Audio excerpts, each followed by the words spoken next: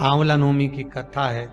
कार्तिक का महीना में जब शुक्ल पक्ष में नवमी तिथि आएगी तब तू आंवले के वृक्ष के नीचे बैठकर आंवले के वृक्ष में दूध का सींचन कर देना। क्या चढ़ा देना?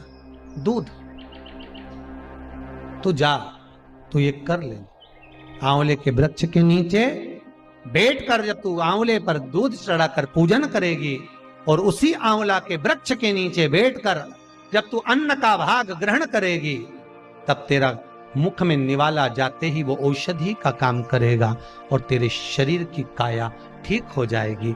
इसलिए आंवला नवमी का उद्यापन करने वाली माताएं जब आंवला नवमी के व्रत का उद्यापन करती है तो आंवले के वृक्ष के नीचे ही ब्राह्मण ब्राह्मणी का भोजन कराया जाता है, घर के अंदर नहीं।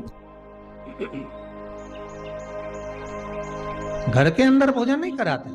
आंवला नवमी का अगर उद्यापन करना है, आंवला नवमी का अगर उजमना करना है, 5 माता 10 माताएं मिलकर अगर उजमना कर रही हैं, उद्यापन कर रही हैं, तो कहीं ऐसे जगह चले जाओ जहां आंवले का पेड़ लगा हो, आंवले का वृक्ष लगा हो, आसपास में कहीं कुछ मंदिर देवालय हो, वहां पर भोजन बनवा लो। वहीं पर आंवले के वृक्ष के आसपास में ही कहीं वहीं पर ब्राह्मण ब्राह्मणी का भोजन कराकर चांदी का आंवला बनवाकर, चांदी का नहीं हो तो असली का जो आंवला होता है उसका दान दे देना चाहिए, पर करना चाहिए।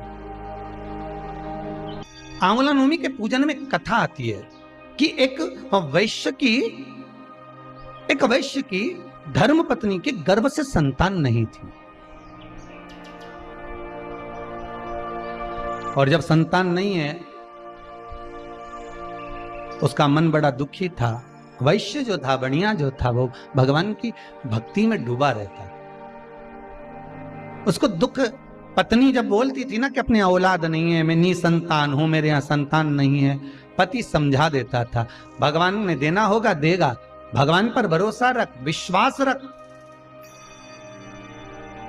जब वो यशोदा मैया की गोद में 60 साल की आयु में नंद बाबा की यहाँ संतान दे सकता है, दशरथ बाबा की आयु 60 साल की थी जब राम जी आ सकते हैं, कदम ऋषि की आयु 60 वर्ष की थी तो कपिल देव महाराज आ सकते हैं, तो तेरी आयु कितनी है? अभी तो तुम 30 साल 35 साल 32 साल 25 साल, विवाह के 2 साल 4 साल हुए, उतने में घबरा गए। शंकर पर विश्वास तो करो। विश्वास किया ही नहीं और सीधे डॉक्टर साहब के पास पहुंच गए। डॉक्टर साहब हमारे यहां संतान नहीं है, हमारे यहां संतान नहीं। जैसा तुमने डॉक्टर साहब के पास जाकर कहा विश्वास रख करो, कहां का डॉक्टर के पास जाना? वो डॉक्टर बहुत अच्छा है, मेरी जीजी ने भी बोला था कि उसको एक बार दिखाया। विश्वास रखकर तुम जीजी के शब्द पर विश्वास रखकर डॉक्टर तक पहुंच गए। डॉक्टर ने जो कहा तुमने करा, तो एक विश्वास शंकर पर भी तो करो कि मैं शिव के पास जाकर कहूंगा, मैं शंकर से निवेदन करूंगा। मैंने शिव महापुराण में सुना है कि जब नारी का गर्भ नहीं ठहरता तो सफेद आंकड़े की जड़, जो आंकड़े का फूल शिव जी को चढ़ता है सफेद, उसी आंकड़े की जड़, सफेद आंकड़े की जड़, आंख की जड़ को शंकर के शिवलिंग पर से 21 बार तुम्बरुका जी का नाम लेकर घुमाकर मंदिर में ही स्त्री रजस्वला धर्म के 7वें दिन मंदिर में ही कमर पर बांध ले और एक पीपल का पत्ता शिव जी को चढ़ाकर प्रतिदिन गाय के दूध में उकाल कर पति पत्नी रोज उस दूध का पान कर कर पी कर सोए, क्यों ना संतान देगा। उसका विश्वास जितना डॉक्टर पर करा उतना विश्वास शंकर पे भी तो करो, शिव पर भी तो करो।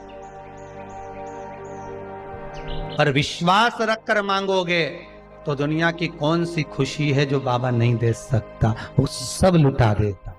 साहब ऐसा कौन सा सुख है जो ना देगा मेरा शंभू? ऐसा कौन सा सुख है जो ना दे मेरा शंकर? बस बाबा कहते हैं मुझे हृदय देना, दिल देना, और वो देकर तू मुझे जो मांगेगा मैं तुझे दे दूंगा।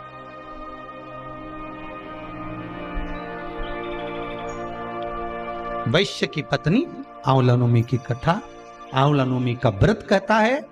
वैश्य की पत्नी ने माना नहीं पति का कहना और आखिरी में उसके मन में बैठ गया कि मुझे संतान चाहिए। एक बच्चा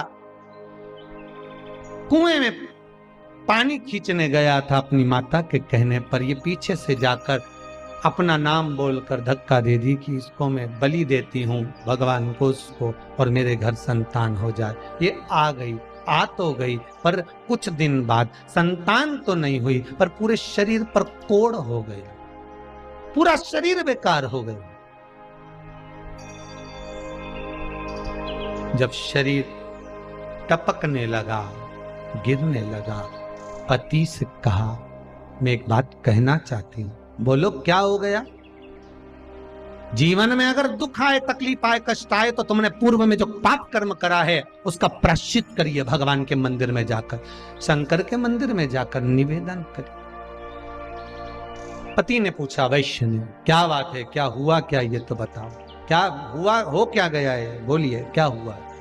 बात इतनी सी है, आपने तो मना करा था, पर मैंने एक बच्चे की बलि दे दी थी, इसलिए मेरे शरीर में ये रोग हो गया। मुझे ऐसा लगता है, मुझे ऐसा महसूस हो रहा है। वैश्य ने कहा, तूने मुझे पहले बताया नहीं, झूठ बोल रहे हो, छल कर रहे हो, प्रपंच कर रहे हो, कोई बात छुपा रहे हो। उसमें किसी की हानि नहीं, हानि अपनी है कि तुम अपनी जिंदगी में अपने पांव पर कुल्हाड़ी मार रहे हो, किसी दूसरे का कुछ नहीं होगा। पांव अपना काट रहे हो, कुल्हाड़ी अपने ऊपर मार रहे हो, जिंदगी पर मार रहे हो, बर्बादी के कदम तुम बढ़ा रहे हो, बिगड़ेगा कुछ नहीं। तूने अब बताया मुझे, पहले बताना था ना। जब व्यक्ति को दुख आता है ना, तब कहता मैंने छुपाया था, मैंने झूठ बोला था, मैंने वो छल करा था, मैंने छुपा कर बैठा था, तब कहता है जब दुख आता है तब। वैश्य ने कहा, ये बात मुझे पहले कहती तो मैं प्रायश्चित करवा देते।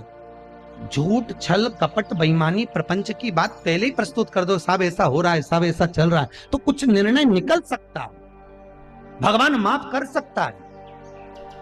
और छुपा छुपा छुपा छुपा छुपा पाप की इतनी बड़ी गुल्लक भर ली कि एक दिन वो गुल्लक फूटी तो शरीर का कष्ट हो गया, बीमारी हो गई, रोग हो गया। अरे तूने मुझसे छुपाया क्यों? बोल देती ना, तुम्हें सब कर सकता था, सब कुछ। गलती, अब छुपा तो लिया, गलती भी हो गई। इसका प्रायश्चित तो कोई संत सदगुरु ही बता सकता है। गई, अकेली चली गई गंगा के घाट पर, गंगा मैया के तट पर बैठ गई और तट पर बैठकर गंगा जी का स्मरण करने लगी। मां मैं पापी हूं, मेरा पाप धो दे। अपने पुत्र की कामना के लिए मैंने किसी की बलि दे।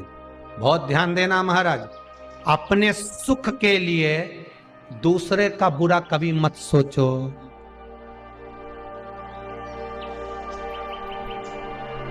मैं इसको मूर्ख बना दूंगा, 2-4 लाख ले लूंगा, थोड़ा सा पैसा हाथ में आया, छो। आपने उसको मूर्ख बना दिया, आपने उसको बेवकूफ बना दिया।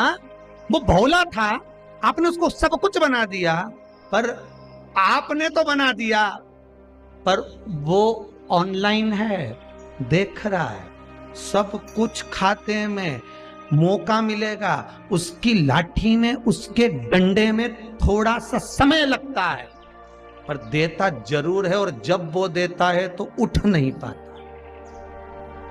वो वैश्य की पत्नी गंगा जी से कहती है, मैंने बहुत पाप किया है, क्षमा करो मां, क्षमा करो, क्षमा करो मां।